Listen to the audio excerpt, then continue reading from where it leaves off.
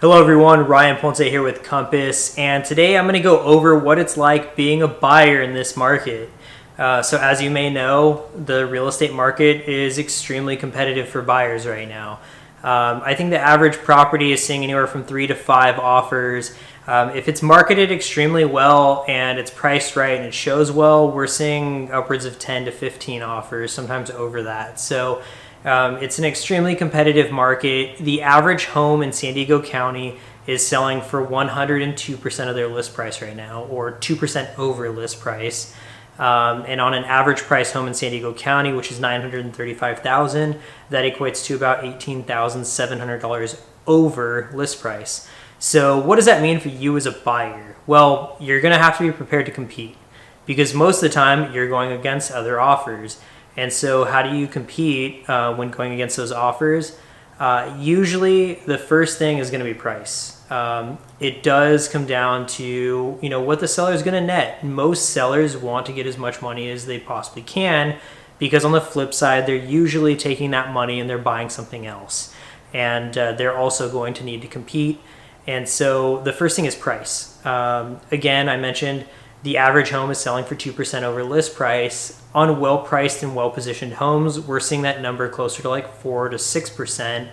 And we've had some go as high as 14% over list price. So it's really important to talk to a professional, make sure you're working with someone who understands the market and also understands the importance of talking to the listing agent and finding out the details, because you want to make sure that your offer is competitive if it's the right property. But what are other ways to make your offer stand out other than price? The first thing I'm going to talk about is terms. The terms of the offer have a lot to do with the strength of it. So number one, you're going to want to shorten your time frames. The average or the automatic time frame set by our contract for the Association of Realtors is 17 days for inspections, 17 days for appraisal, and 17 days for loan contingency, meaning to get loan approval. And you're able to shorten that while being competitive, but still having enough time to do all of what you need to do, all of your inspections and everything. It's going to be important to discuss that with your agent and talk to them about, what is a comfortable timeline that also makes your offer competitive. The second thing we're going to talk about is appraisal.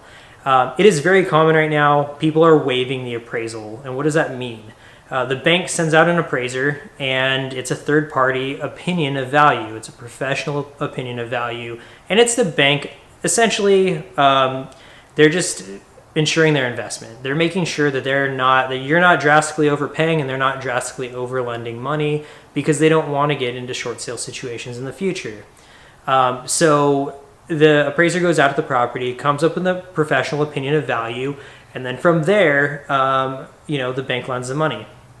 Well, if it comes in short, you have to make up that difference if you're waiving appraisal. If you have not waived appraisal, that amount is negotiable. So one thing that we recommend, we don't necessarily recommend waiving appraisal because that puts you in a situation where you don't know how much you're going to have to come out of pocket with.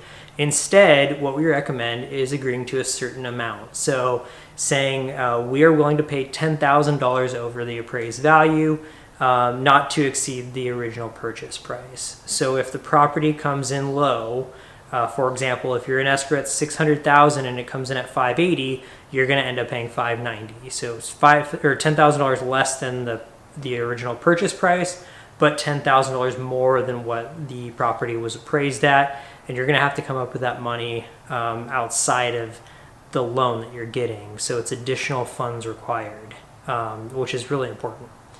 And then the last thing is leaseback. Like I said, it's a competitive market. So if a seller is selling and then they're buying something else, they're going to be competing as well. It's very stressful. And so giving them time really makes a huge difference. And if you're able to do that and give them maybe like 30 days for free rent back, that really sets you apart. We're seeing a lot of success with giving sellers 30 days for free to find their next place, and that way they'd have funds in pocket. They can go write offers and hopefully find another property, and that way you're giving them the flexibility. It really goes a long way. So If you have any other questions on ways, there's a bunch of techniques that we use. Those are just a few of the most common ones. If you have any questions, reach out to me. My number is 619-228-6790.